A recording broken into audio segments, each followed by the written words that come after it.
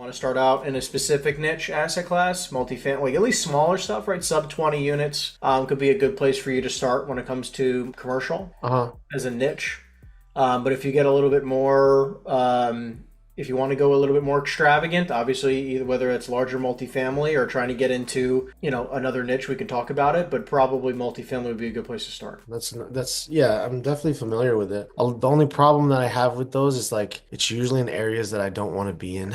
It's like it's in Jersey City or like Yeah. just areas that's hard for parking. But like I mean, I'll figure I it look out. at it like this, right? Every commercial deal you do, as you grow with your experience, think about it where it's like your market will eventually just be the state of New Jersey, right? So you will be driving farther than you've ever experienced, in seeing properties in every corner of the state, especially when, as you grow experience wise, stuff's going to be all over. It's much harder to do a ton of business in one town. There's just not enough transaction volume in one single town for you to do a massive amount of business. If we talk languaging, let's talk language for apartments. So let's just go through a bunch of things here, right? So overall language for commercial in general is going to be a lot about specifically the financials is number one. So what encompasses in the word financials is what? What do you think is included in that term? Like cap rate, NOI. Okay, so income, total income, right? So let's just be real basic for a second, right? Yeah. Income, and then you're gonna have expenses because that obviously will turn into something like your net operating income. What does that look like, right? Yeah, then based off of the net operating income and what the price the seller is looking for, you can create a cap rate. But you're going to be looking for things like a P&L, right? Language, like specific term, right? You're going to be looking for a P&L, a rent roll. Rent roll should just be a breakdown of like, hey, these are how many units I have. This is how many, bedrooms or bathrooms they have. This is what they rent for. This is when their lease started and when it expired. Other than financials, what other specific terms do you feel like you'd need to learn? I'm just curious of what you know right now. I think I'm pretty versed with Let's say we have a 300 unit apartment building. leases, right? Okay, I mean, we could say I would say more so of leases are not going to be super important, but I'd say occupancy rate, right? Or you could just ask what the occupancy looks like. What else? CapEx.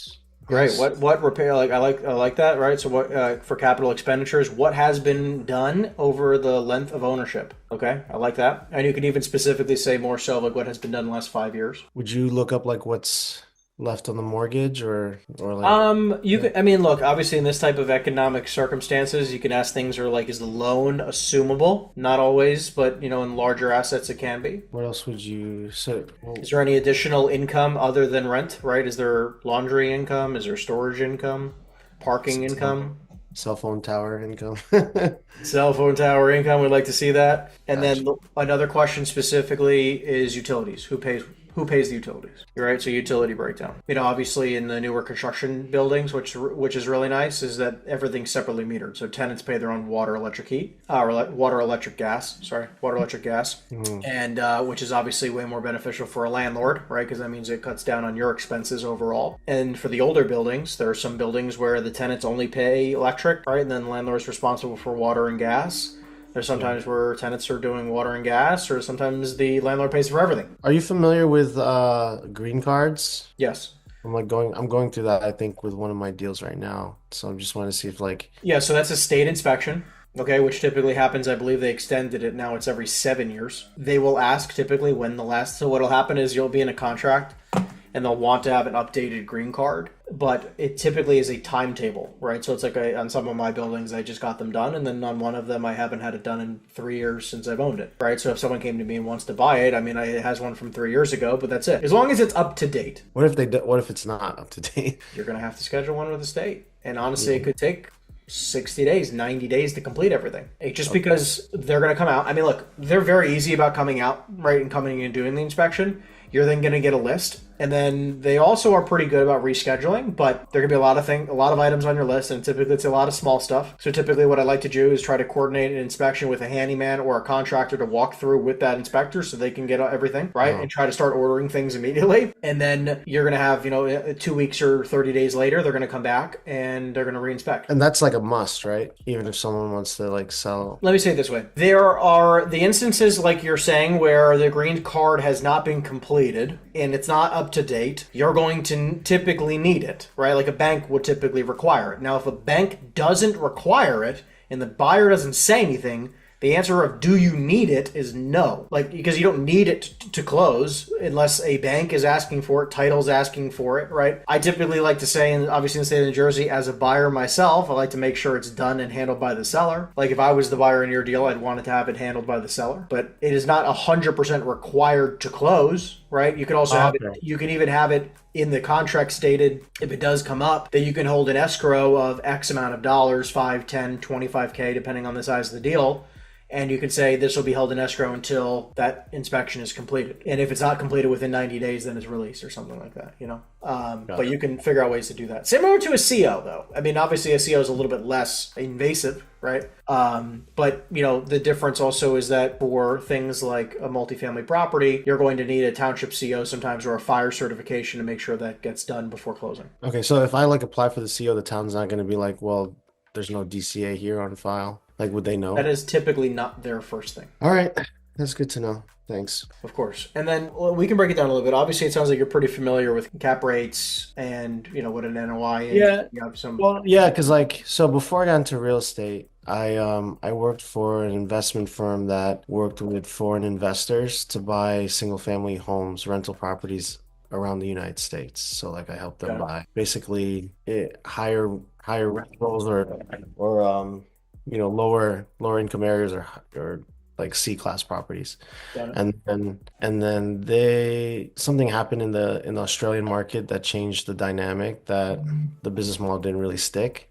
Mm. So I went into what's it called this other private equity firm that bought cell phone tower leases. So I've I'm not saying like I'm an expert at it, but I definitely have experience in it. Sure. I mean, like, look, what happens a lot of the time, like, especially, you know, you trying to transition a little bit heavier into the commercial side, is really about the leads you generate, right? It's not, you know, because every deal is a little bit different from Sure. each other.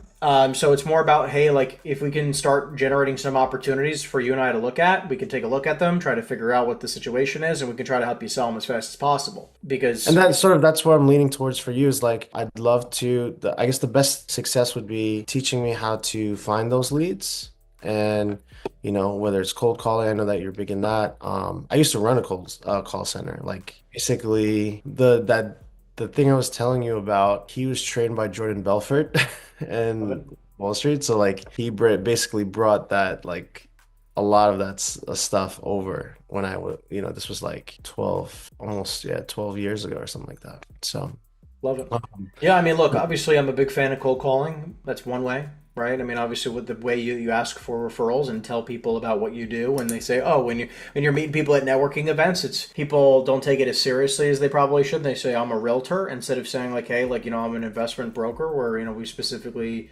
support investors finding great I investment like, opportunities from 5 to 500 units, right, in the state of New Jersey. So like, it's just depending, if you want to do cold calling, you should be looking into CoStar, CREsync, Reonomy. yeah, CoStar.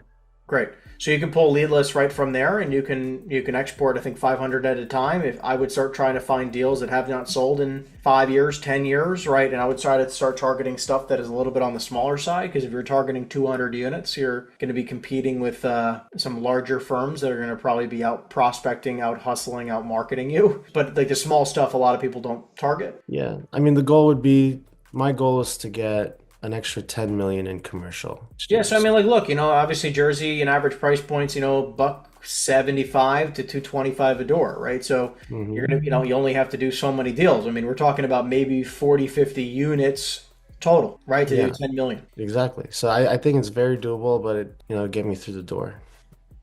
So okay, yeah, so that I'd love your help on that end. I Sure. So I have mean, Mojo. I have Mojo if I need it. I don't know if you need it in the commercial space. yeah, I mean, I, we use that every single day when we're using, when we're importing a lead list, the same okay. exact way that you would for residential. I have a cold caller that's calling my residential stuff. So I Great. don't I just sent you my script book. It's in the Zoom link right here or in the Zoom chat. So you can give that to your cold caller if you want them to start doing multifamily or uh, if you want to start using it. yeah, I'll probably start. I like to see how it works first on my end and then I bring it on to her. Yeah, there's a Um, multifamily chapter in there that you can just use. Thanks, man. Thank you.